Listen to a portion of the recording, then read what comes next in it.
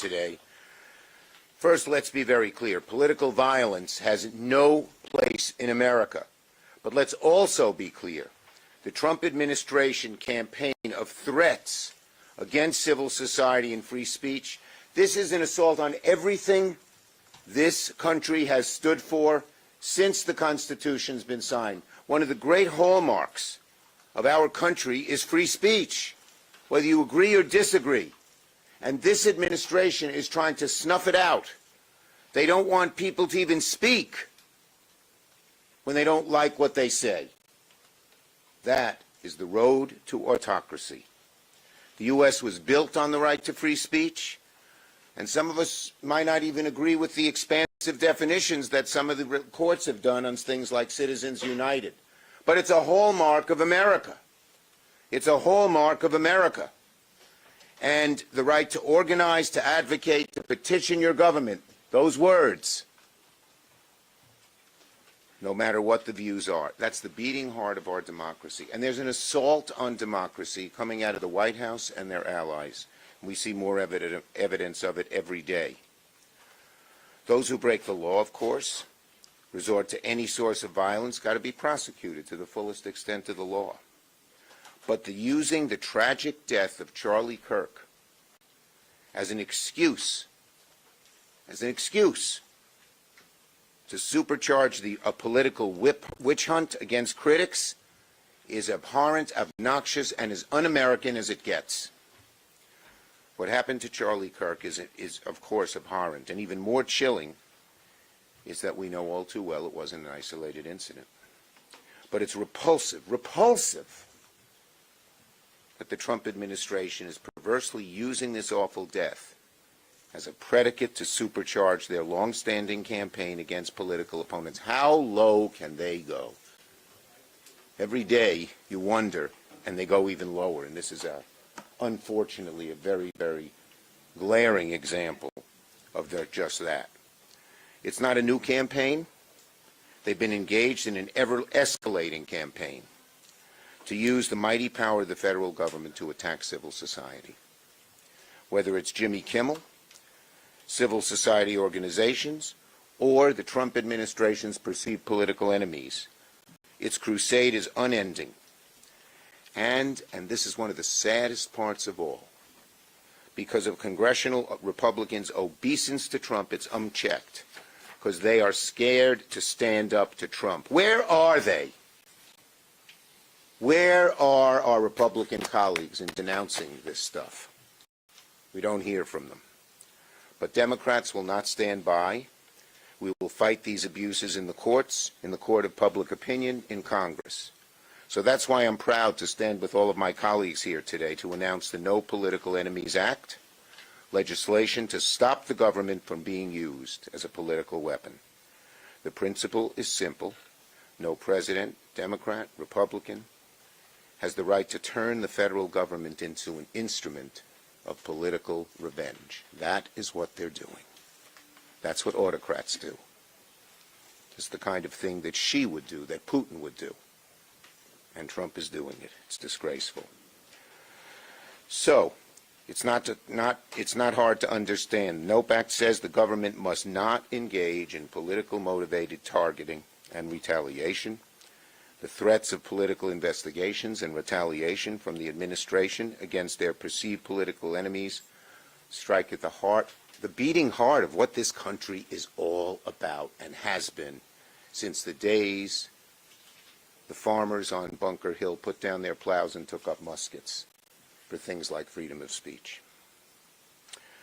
So, Democrats won't stand for it. We'll fight back. We will defend the freedoms that make America a democracy, not an autocracy.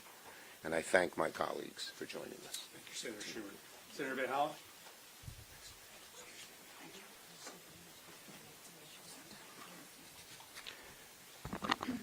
I want to start by thanking Senator Murphy, my fellow senators and fellow House members for advancing this initiative to protect First Amendment rights in the United States of America. We shouldn't have to be here today. The First Amendment is crystal clear. The government may not use its power to squash political dissent. That is textbook First Amendment. But that is what President Trump has been doing since the beginning of his administration, and now they've announced their intention to dramatically step up that effort.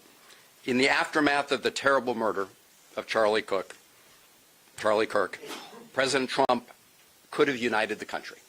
He could have united the country behind the simple principle that political violence is unacceptable regardless of the source.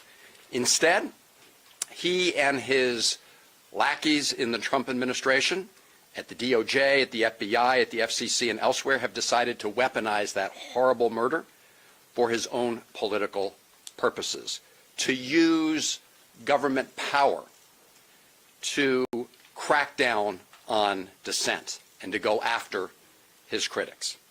This is not new for this administration. You know, Donald Trump claimed to be a champion of the First Amendment at the same time he was locking up students for exercising it, and the Trump administration has been going after universities and law firms and media outlets for political purposes, targeting them for political reasons.